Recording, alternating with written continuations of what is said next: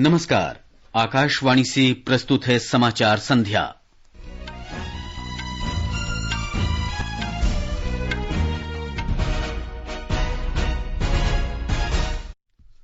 प्रधानमंत्री नरेंद्र मोदी ने कहा, कोविड महामारी की पृष्ठभूमि से उत्पन्न नई विश्व व्यवस्था में भारत को तेजी से विकास करने की जरूरत। व्यापक रणनीतिक साझेदारी को प्रोत्साहन देने के लिए सोमवार को दूसरा भारत ऑस्ट्रेलिया वर्चुअल शिखर सम्मेलन।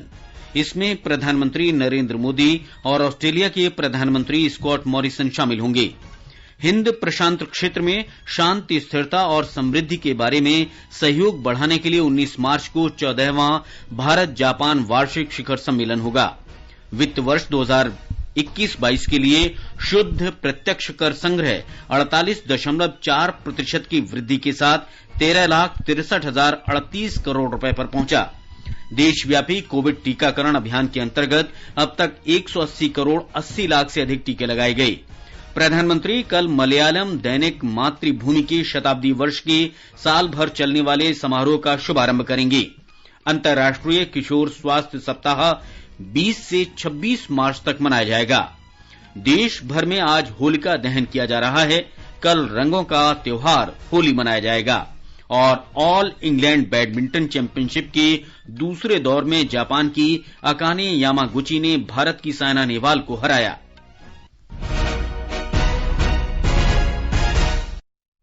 समाचार संध्या में अलका सिंह के साथ मैं मुकेश कुमार। कोविड से सुरक्षित रहने के लिए आपसे अपील है कि कृपया इन सरल उपायों का पालन अवश्य करें। पूर्ण टीकाकरण कराएं, मास्क पहनें, 2 गज की सुरक्षित दूरी बनाए रखें, हाथ और चेहरा साफ रखें। और अब समाचार विस्तार से।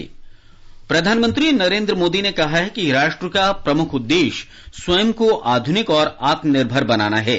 उन्होंने कहा कि पूरी दुनिया भारत की तरफ देख रही है, इसलिए कोविड के कारण बनी परिस्थितियों में नई विश्व व्यवस्था उभर रही है और भारत को तेज गति से आगे बढ़ना होगा। लाल बहादुर शास्त्री राष्ट्रीय प्रशासन अकादमी में 96वें अनिवार्य प्रारंभिक पाठ्यक्रम के समापन समारोह में वर्चुअल माध्यम से प्रधानमंत्री ने कहा कि प्रशिक्षु अधिकारियों को 21वीं सदी के भारत के लक्ष्यों को ध्यान में रखना है। प्रधानमंत्री ने कहा कि प्रशिक्षु अधिकारियों का ये बैच देश की स्वतंत्रता के 75वें वर्ष में काम शुरू कर रहा है और अगले 25 वर्षों में राष्ट्र की प्रगति में महत्वपूर्ण भूमिका निभाएगा। बीते 75 वर्षों में हमने जिस गति से प्रगति की है, अब उससे कई गुना तेजी से आगे बढ़ने का समय है। आने वाले वर्षों में आप कहीं किसी जिले को संभाल रहे होंगे, किसी के विभाग को संभालते रहे होंगे, कहीं इंफ्रास्ट्रक्चर का बहुत बड़ा प्रोजेक्ट आपकी निगरानी में चल रहा होगा, कहीं आप पॉलिसी लेवल पर अपने सुझाव दे रहे होंगे। इन सारे कामों में आपको एक चीज का हमेशा ध्यान रखना है और वो है 21वीं सदी के भारत का सबसे बड़ा लक्ष्य। ये लक्ष्य है आत्मनिर्भर भारत का, आधुनिक भारत। इस समय को हमें खोना नहीं है।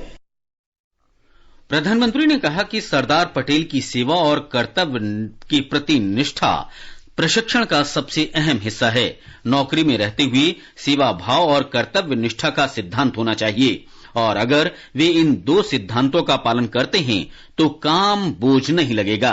राष्ट्रपिता महात्मा गांधी का जिक्र करते हुए श्री मोदी ने कहा कि यदि आपका एक भी निर्णय समाज के अंतिम व्यक्ति की बेहतरी में मदद करता है तो निर्णय लेने में संकोच नहीं करना चाहिए। आजादी के इस अमृत काल में हमें रिफॉर्म, परफॉर्म, ट्रांसफॉर्म को नेक्स्ट लेवल पर ले जाना है। इसलिए ही आज का भारत सबका प्रयास की भावना से आगे बढ़ रहा है। आपको भी अपने प्रयासों के बीच ये समझना होगा कि सबका प्रयास, सबकी भागीदारी की ताकत क्या होती है। अपने कार्यों में आप जितना ज्यादा व्यवस्था में जितने विभाग है सबको जोड़ करके प्रयास करें, हर मुलाजिम को जोड़ करके प्रयास करें, समाज का आखिरी व्यक्ति भी आपके प्रयासों का हिस्सा होना चाहिए। श्री मोदी ने प्रशिक्षु अधिकारियों को पाठ्यक्रम पूरा करने पर बधाई दी। अनिवार्य प्रारंभिक पाठ्यक्रम लाल बहादुर शास्त्री राष्ट्रीय प्रशासन अकादमी में ऐसा पहला पाठ्यक्रम है जो मिशन कर्मयोगी के सिद्धांतों पर आधारित है। एक रिपोर्ट। युवा बैच की साहसिक और नवीन भावना का लाभ उठाने के लिए मिशन कर्मयोगी के सिद्धांतों द्वारा निर्देशित नई शिक्षा शास्त्र को तैयार किया गया था। सबके प्रयास की भावना में पद्म पुरस्कार विजेताओं के साथ बातचीत और ग्रामीण भारत के व्यापक अनुभव के लिए गाँव के दौरे जैसी पहल के जरिए प्रशिक्षु अधिकारी को लोक सेवक में बदलने पर जोर दिया गया था। प्रशिक्षु अधिकारियों ने इन क्षेत्रों में रहने वाले लोगों के सामने आने वाली चुनौतियों को समझने के लिए दूर दराज या सीमावर्ती क्षेत्रों के गांवों का भी दौरा किया। स्वास्थ्य परीक्षण के अलावा परीक्षा के बोझ से दबे छात्रों को स्वस्थ युवा सिविल सेवक के रूप में बदलने में सहायता के लिए फिटनेस परीक्षण भी किए गए। सभी 488 प्रशिक्षु अधिकारियों को क्रव मागा सहित अन्य विभिन्न खेलों में प्रथम स्तर का प्रशिक्षण भी दिया गया। आनंद कुमार, आकाशवाणी समाचार, दिल्ली। प्रधानमंत्री ने नए खेल परिसर और नए हैप्पी वैली कॉम्प्लेक्स का लोकार्पण भी किया। प्रधानमंत्री नरेंद्र मोदी और ऑस्ट्रेलिया के प्रधानमंत्री स्कॉट मॉरिसन सोमवार को दूसरे भारत ऑस्ट्रेलिया वर्चुअल शिखर सम्मेलन का आयोजन करेंगे। विदेश मंत्रालय के प्रवक्ता अरिंदम बागची ने नई दिल्ली में संवाददाताओं को बताया कि यह शिखर बैठक 4 जून 2020 को आयोजित पहले ऐतिहासिक वर्चुअल सम्मेलन के बाद हो रही है। उस समय भारत ऑस्ट्रेलिया के द्विपक्षीय संबंधों का दर्जा बढ़ाकर व्यापक रणनीतिक भागीदारी का रूप दिया गया था। हिंद प्रशांत क्षेत्र में शांति, स्थिरता और समृद्धि के बारे में सहयोग बढ़ाने के लिए 19 मार्च को 14वां भारत जापान वार्षिक शिखर सम्मेलन होगा। प्रधानमंत्री नरेंद्र मोदी के निमंत्रण पर जापान के प्रधानमंत्री फूमियो किशिदा 19 और 20 मार्च को राजकीय यात्रा पर नई दिल्ली में रहेंगे। विदेश मंत्रालय के प्रवक्ता अरिंदम बागची ने संवाददाताओं को बताया कि दोनों नेताओं की ये पहली मुलाकात होगी। This summit will actually be the first meeting of these two leaders. As you would recall, the previous annual summits till then took place in Tokyo in October 2018. India and Japan have multifaceted cooperation within the ambit of their special strategic and global partnership. The summit will provide an opportunity for both sides to review and strengthen the bilateral cooperation in diverse areas, as well as exchange views on regional and global issues of mutual interest. Bharat ने चीन द्वारा कोविड-19 के प्रतिबंधों के बीच अनेक अवसरों पर भारतीय विद्यार्थियों को लौटने की अनुमति के मुद्दे को उसके साथ उठाने का फैसला किया है। एक प्रश्न के जवाब में विदेश मंत्रालय के प्रवक्ता अरिंदम बागची ने कहा कि भारत ने विद्यार्थियों की कठिनाइयों और कड़े प्रतिबंधों की वजह से उनके शैक्षणिक कैरियर पर संकट के मुद्दे को उजागर किया है। प्रवक्ता ने कहा कि विदेश मंत्री डॉ जयशंकर ने पिछले वर्ष सितंबर में दुशांबे में चीन के विदेश मंत्री वांग यी के साथ बैठक के दौरान व्यक्तिगत रूप से ये मुद्दा उठाया था। श्री बागची ने कहा कि अभी चीन ने भारतीय विद्यार्थियों की वापसी के बारे में कोई स्पष्ट आश्वासन नहीं दिया है। Till date, the Chinese side has not given any categorical response about the return of Indian students. We will continue to urge the Chinese side to adopt a congenial stance in the interest of our students and that they facilitate an early return to China so that our students can pursue their studies. That issue will be on our agenda on all occasions. ये समाचार हमारी website newsonair.com/hindi और हमारे mobile app news on AIR पर भी उपलब्ध हैं। समाचार संध्या में आपका फिर स्वागत है। देश में 16 मार्च तक वित्त वर्ष 2021-22 के लिए शुद्ध प्रत्यक्ष कर संग्रह 48.41% की वृद्धि के साथ 13,63,038 करोड़ रुपए तक पहुंच गया। वित्त वर्ष 2020-21 में लगभग 9,18,430 करोड़ रुपए का कर संग्रह हुआ था। प्रत्यक्ष कर संग्रह में 7,19,035 करोड़ रुपए का कॉरपोरेट कर और करीब 6,40,588 करोड़ रुपए का सुरक्षा लेन देन सहित व्यक्तिगत कर शामिल हैं। कोविड टीकाकरण अभियान के अंतर्गत देश में अब तक 180 करोड़ 80 लाख से अधिक टीके लगाए जा चुके हैं। स्वास्थ्य मंत्रालय ने कहा कि कल 17,86,000 से अधिक टीके लगाए गए। कल 2,549 लोगों में संक्रमण की पुष्टि हुई। इस समय 30,799 मरीजों का उपचार किया जा रहा है। स्वस्थ होने की दर 98.73% है। कल 4,491 मरीज संक्रमण मुक्त हुए। अब तक करीब 4,24,54,000 कोविड रोगी स्वस्थ हुए हैं। साप्ताहिक संक्रमण दर 0.42% जबकि दैनिक संक्रमण दर 0.35% हो गई है। देश में 12 से 14 वर्ष के बच्चों का कोविड टीकाकरण सुचारू रूप से चल रहा है। इस वर्ग के बच्चों को कल राष्ट्रीय कोविड टीकाकरण दिवस के अवसर पर टीके लगाने शुरू किए गए। आकाशवाणी से विशेष बातचीत में कोविड कार्यबल के अध्यक्ष डॉक्टर एन.के. अरोड़ा ने बताया कि बच्चों में टीकाकरण के लिए काफी उत्साह दिखाई दिया। एक बहुत उत्साहजनक सूचना है कि पहले दिन ही 12 से 14 साल के बच्चों में जो उत्साह देखा गया है सारे देश में और उनके माता पिता में कि 3 लाख से ऊपर बच्चों को कल उनको पहला टीका मिला और जो मॉनिटरिंग की गई है उसमें किसी प्रकार की कोई असुविधा रिपोर्ट नहीं करी है, किसी बच्चे को कोई समस्या नहीं आई है। स्वास्थ्य मंत्री मनसुख मांडविया ने अधिकारियों को निर्देश दिया है कि वो यूरोप और पूर्वी एशिया के कुछ देशों में कोरोना संक्रमण में वृद्धि को देखते हुए अधिक सतर्कता बरतें, निगरानी बनाए रखें और जांच का कड़ाई से पालन करें। स्वास्थ्य मंत्री ने कोविड टीकाकरण की स्थिति के बारे में उच्च स्तरीय बैठक की अध्यक्षता करने के बाद ये निर्देश दिया।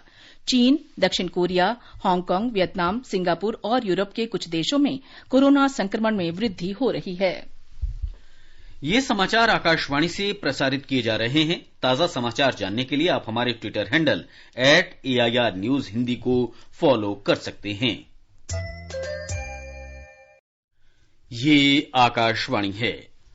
प्रधानमंत्री नरेंद्र मोदी कल वर्चुअल माध्यम से दिन में 11 बजे मलयालम दैनिक समाचार पत्र मातृभूमि के शताब्दी वर्ष के समारोह का शुभारंभ करेंगे।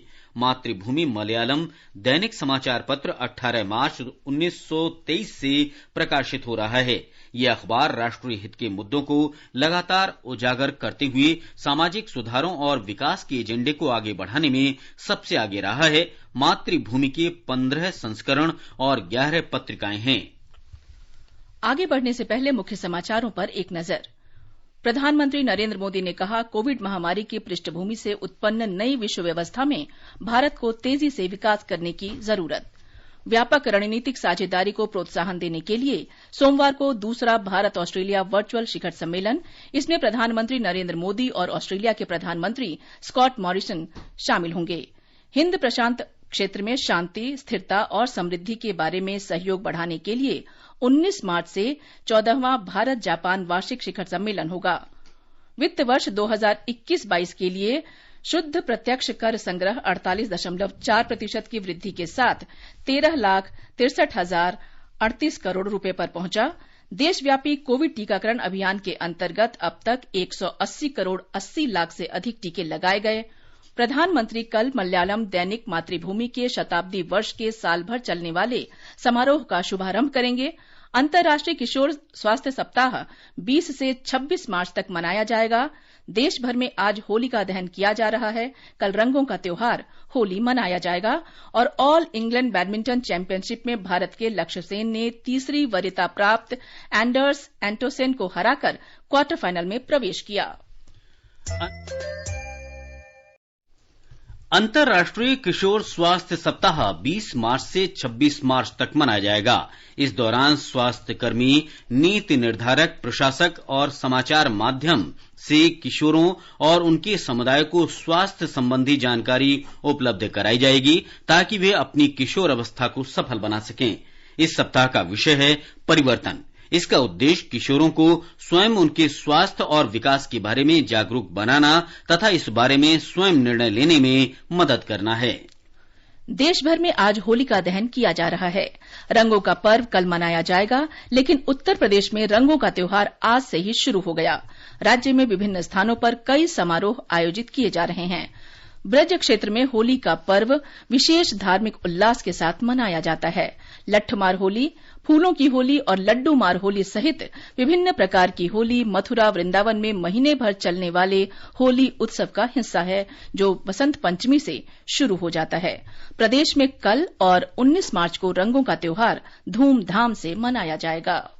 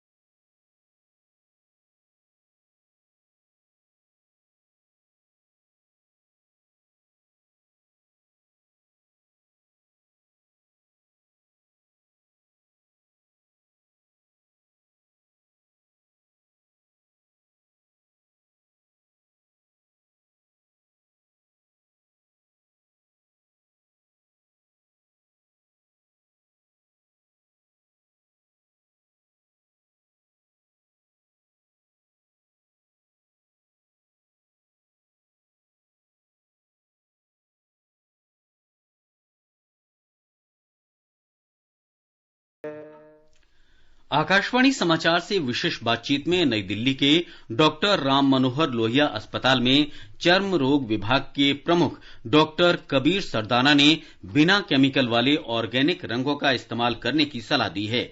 उन्होंने ये भी कहा कि होली खेलने से 1 घंटे पहले शरीर के अंगों पर नारियल का तेल अवश्य लगा लें।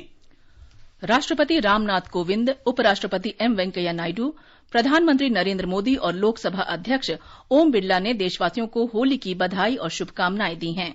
राष्ट्रपति ने कहा कि होली हमारे जीवन में खुशियां और उमंग लाती है। ये पर्व सामुदायिक सद्भाव और मेल मिलाप का जीवंत उदाहरण है। श्री नायडू ने कहा कि होलिका दहन बुराई पर अच्छाई की जीत का प्रतीक है। उपराष्ट्रपति ने कामना की कि ये अवसर शांति, सद्भाव, समृद्धि और खुशी लाए और हमारे समाज के मैत्री बंधन को मजबूत करे। लोकसभा अध्यक्ष ने कामना की कि रंगों का त्योहार सभी के जीवन में सुख समृद्धि लेकर आएगा। केंद्र शासित प्रदेश जम्मू कश्मीर में उपराज्यपाल के सलाहकार राजीव राय भटनागर और फारूक खान ने रंगों के त्योहार होली के अवसर पर प्रदेश की जनता को शुभकामनाएं दी हैं। आकाशवाणी के जम्मू संवाददाता के अनुसार उन्होंने बधाई देते हुए कहा कि ये त्योहार हमारे देश में वसंत के शुभारंभ का संदेश लेकर आता है और ये अवसर प्रकृति के सभी रंगों को अनुभव करने का होता है। केंद्रीय मंत्री डॉक्टर जितेंद्र सिंह ने कहा है कि प्रधानमंत्री नरेंद्र मोदी के नेतृत्व में भारत आर्थिक क्षेत्र में सक्रिय विशिष्ट देशों के समूह में शामिल हो गया है और ये देश के लिए गौरव की बात है। आज नई दिल्ली में उन्होंने भारत की आर्कटिक नीति जारी की। उन्होंने कहा कि ये नीति भारत को भविष्य में ऐसी अनिवार्य भूमिका के लिए तैयार करेगी जहां जलवायु परिवर्तन जैसी बड़ी चुनौतियों का मुकाबला सामूहिक प्रयास से किया जाएगा। बर्मिंघम में ऑल इंग्लैंड बैडमिंटन चैंपियनशिप में लक्ष्य सेन क्वार्टर फाइनल में पहुंच गए हैं। दूसरे दौर में लक्ष्य ने तीसरी वरीयता प्राप्त डेनमार्क के एंडर्स एंटनसन को 21-16, 21-18 से पराजित किया। किदाम्बी श्रीकांत अब से कुछ देर बाद इंडोनेशिया के एंथनी सिनिसुका का सामना करेंगे। महिला सिंगल्स में दूसरे दौर में इस समय पीवी सिंधु का मुकाबला जापान की सायका ताकाहाशी से हो रहा है। उधर साइना नेहवाल का सफर समाप्त हो गया है। जापान की अकाने यामागुची ने साइना को 21-14, 17-21, 21-17 से हराया। डबल्स मुकाबले के दूसरे दौर में आज भारतीय खिलाड़ी अपनी चुनौती रखेंगे। फरीदाबाद में सूरजकुंड हस्तशिल्प मेला 19 मार्च से 4 अप्रैल तक आयोजित किया जाएगा। मेले का विषय जम्मू और कश्मीर राज्य है। इसका मुख्य आकर्षण वैष्णो देवी मंदिर की प्रतिकृतियां हैं। अमरनाथ मंदिर, कश्मीर के वास्तुकला से बना अपना घर, हाउस बोट का सजीव प्रदर्शन और मुबारक मंडी जम्मू का स्मारक द्वार होंगे। फरीदाबाद के सूरजकुंड में पर्यटन सचिव अरविंद सिंह ने पत्रकारों को बताया कि इस मेले में विशेष रूप से भारत की हस्तशिल्प, हथकरघा और समृद्ध सांस्कृतिक विरासत और विविधता भी देखने को मिलेगी। सूरजकुंड मेले में 30 से अधिक देश भाग लेंगे और विशेष भागीदारी उज्बेकिस्तान की रहेगी। श्री सिंह ने कहा कि पर्यटन विभाग मेले में देश भर के हजारों शिल्पकारों की कला और उनके उत्पादों को दर्शकों के लिए बाजार उपलब्ध कराने में सहयोग करेगा। ये मेला दोपहर 12:30 बजे से रात 9:30 बजे तक खुला रहेगा। वाणिज्य और उद्योग, उपभोक्ता कार्य, खाद्य और सार्वजनिक वितरण मंत्री पीयूष गोयल ने कहा है कि देश की प्रमुख वस्तुओं का निर्यात करीब 3 खरब 90 अरब डॉलर पर पहुंच गया है। वर्तमान वित्त वर्ष में इसके 4 खरब अमरीकी डॉलर को पार करने की संभावना है। आजादी का अमृत महोत्सव के हिस्से के रूप में आकाशवाणी समाचार आजादी के तराने शीर्षक से एक कार्यक्रम प्रसारित करता है। ये कार्यक्रम उन देशभक्ति गीतों पर आधारित है जिन्होंने स्वतंत्रता आंदोलन में लोगों में जोश भर दिया था। आजादी के तराने परिक्रमा कार्यक्रम में हर शुक्रवार शाम 4:45 बजे प्रसारित किया जाता है। स्वाधीनता आंदोलन के दौरान भारतीय जनमानस को उद्वेलित कर स्वतंत्रता का अलख जगाने और मातृभूमि के प्रति सेवा, समर्पण और त्याग की ज्वाला प्रज्वलित कर देने वाले अमर गीतों पर आधारित विशेष कार्यक्रम आजादी के तराने सुनना न भूलें। FM गोल्ड 100.1 मेगाहर्ट्ज पर प्रत्येक शुक्रवार शाम 4:45 पर परिक्रमा कार्यक्रम के अंतर्गत आजादी के तराने सिर्फ आकाशवाणी पर। आजादी का अमृत महोत्सव के अंतर्गत आइए अब सुनते हैं आकाशवाणी की विशेष प्रस्तुति आजादी का सफर। आजादी का अमृत महोत्सव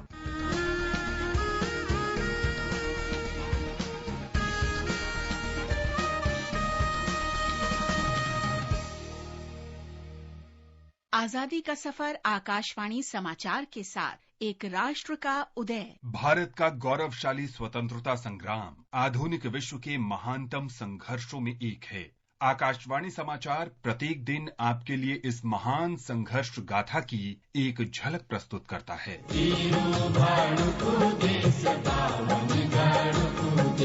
जय जय बद्री केदार गढ़ भूमि गढ़ नरेश वीरू गढ़ को देश बावन गढ़ को देश। आज की कड़ी में हम स्वतंत्रता सेनानी और उत्तर प्रदेश के पूर्व मुख्यमंत्री हेमवती नंदन बहुगुणा को स्मरण कर रहे हैं, जिनका निधन 1989 में 17 मार्च को हुआ था। उन्होंने भारत छोड़ो आंदोलन में सक्रियता से भाग लिया और 1940 के दशक के दौरान ब्रिटिश सरकार ने उन्हें गिरफ्तार कर कारागार में रखा। हेमवती नंदन का जन्म 1921 में पौड़ी गढ़वाल में हुआ था, जो अब उत्तराखंड में है। 1930 के दशक में इलाहाबाद विश्वविद्यालय से कॉलेज शिक्षा के दौरान ही उन्होंने स्वतंत्रता आंदोलन में भाग लेना शुरू कर दिया था। 1942 के भारत छोड़ो आंदोलन के दौरान उन्हें गिरफ्तार कर जेल में डाल दिया गया। 1942 से 1946 तक उन्हें कारागार में रखा गया। देश की आजादी के बाद उन्होंने इलाहाबाद में श्रम संगठनों के साथ काम किया और भारतीय राष्ट्रीय श्रमिक संघ कांग्रेस के सदस्य बनाए गए।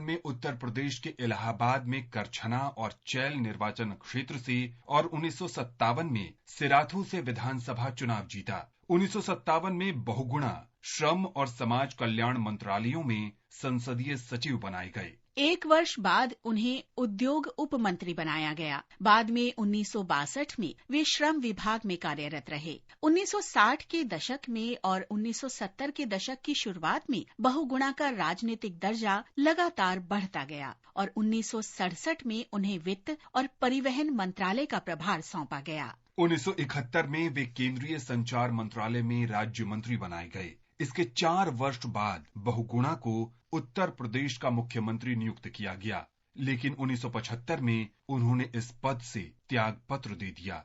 1977 में हेमवती नंदन बहुगुणा ने जगजीवन राम और नंदिनी सत्यपथी के साथ मिलकर एक नया संगठन बनाया, कांग्रेस फॉर डेमोक्रेसी। बाद में जनता दल गठबंधन में इसका विलय कर दिया गया और बहुगुणा कैबिनेट मंत्री बनाए गए। 1987 में अपनी मृत्यु तक बहुगुणा जनहित के कार्यों के लिए समर्पित रहे। इस महान राजनेता को हमारा नमन। राष्ट्र देवतांचे, राष्ट्र प्रेषितांचे, आ चंद्र सूर्य नादो स्वातंत्र्य भारताचे। आज हम सामाजिक कार्यकर्ता और स्वतंत्रता सेनानी जगदेव राव पाटिल का भी स्मरण कर रहे हैं। 1939 में 17 मार्च को उनका निधन हुआ था। महाराष्ट्र के बुल्ढाना के निवासी जगदेव राव ने 1930 के नागरिक अवज्ञा आंदोलन में भाग लिया। उन्हें गिरफ्तार कर 6 महीने के कठोर कारावास की सजा दी गई। जेल से बाहर आने के बाद उन्होंने समाचार पत्र राष्ट्रमाता का संपादन किया। उन्हें मलकापुर तालुका कांग्रेस का अध्यक्ष चुना गया और वे स्वतंत्रता आंदोलन के लिए काम करते रहे। माना जाता है कि 17 मार्च 1939 को रहस्यमय परिस्थितियों में एक पुलिस एजेंट द्वारा उनकी हत्या कर दी गई। इस महान विभूति को हमारा नमन।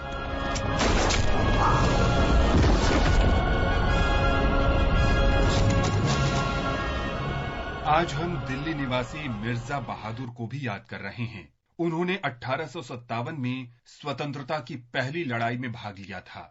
उन्होंने बड़ी बहादुरी से दिल्ली में ब्रिटिश सेना को आगे बढ़ने से रोका, लेकिन दिल्ली पर फिर कब्जा करने के बाद ब्रिटिश सैनिकों ने उन्हें गिरफ्तार कर लिया। ब्रिटिश शासन के खिलाफ विद्रोह के आरोप में मौत की सजा सुनाई गई और 17 मार्च 1858 को उन्हें फांसी पर लटका दिया गया। इस महान शहीद को आकाशवाणी समाचार का शत-शत नमन। और अब आकाशवाणी समाचार के साथ आजादी का सफर की ये कड़ी संपन्न होती है। कल फिर मिलेंगे अगली कड़ी के साथ।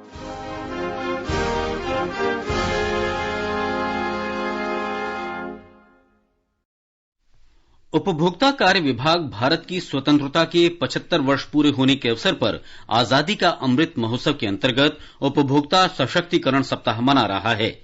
इस महीने की 14 तारीख से शुरू हुए सप्ताह के दौरान भारतीय मानक ब्यूरो के विभिन्न विभागों द्वारा 7 कार्यक्रम आयोजित किए जा रहे हैं। BIS के सभी शाखा कार्यालयों ने भी 41 ग्रामीण संपर्क कार्यक्रम आयोजित किए हैं। अब एक नजर कल के मौसम पूर्वानुमान पर। सबसे पहले देश के 4 महानगरों के मौसम का हाल। दिल्ली और मुंबई में आसमान साफ रहेगा। चेन्नई और कोलकाता में आंशिक रूप से बादल छाए रह सकते हैं। इन शहरों में तापमान 20 डिग्री से 37 डिग्री सेल्सियस के आसपास रहने की उम्मीद है। उत्तर भारत में श्रीनगर, जम्मू और गिलगित में आसमान साफ रहेगा। मुजफ्फराबाद और लेह में आंशिक रूप से बादल छाए रह सकते हैं। न्यूनतम तापमान 1 डिग्री और अधिकतम 28 डिग्री सेल्सियस रहने के आसार हैं। देश के पूर्वोत्तर हिस्से इम्फाल, शिलांग, कोहिमा और गैंगटोक में आमतौर पर आसमान साफ रहेगा। गुवाहाटी, आइजोल, ईटानगर और अगरतला में धुंध छाए रहने की संभावना है। तापमान 12 डिग्री से 37 डिग्री सेल्सियस के बीच रहेगा। बांग्लादेश के राष्ट्रपति बंगबंधु शेख मुजीबुर रहमान की आज 102वीं जयंती मनाई जा रही है।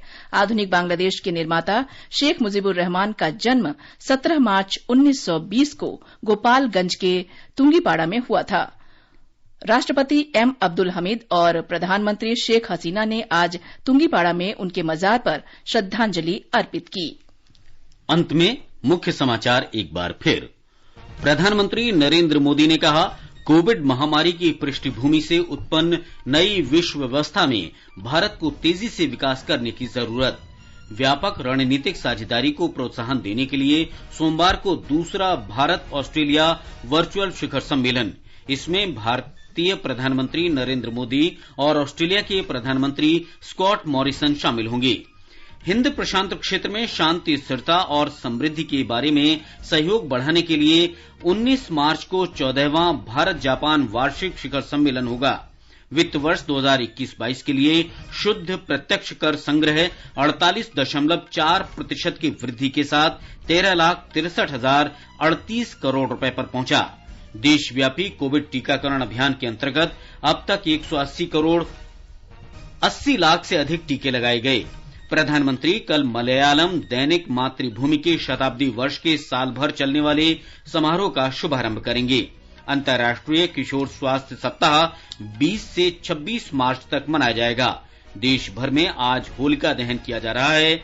कल रंगों का त्योहार होली मनाया जाएगा। और ऑल इंग्लैंड बैडमिंटन चैंपियनशिप में भारत के लक्ष्य सेन ने तीसरी वरीयता प्राप्त एंडर्स एंटनसन को हराकर क्वार्टर फाइनल में प्रवेश किया। इसके साथ ही समाचार संध्या का ये अंक समाप्त हुआ। नमस्कार।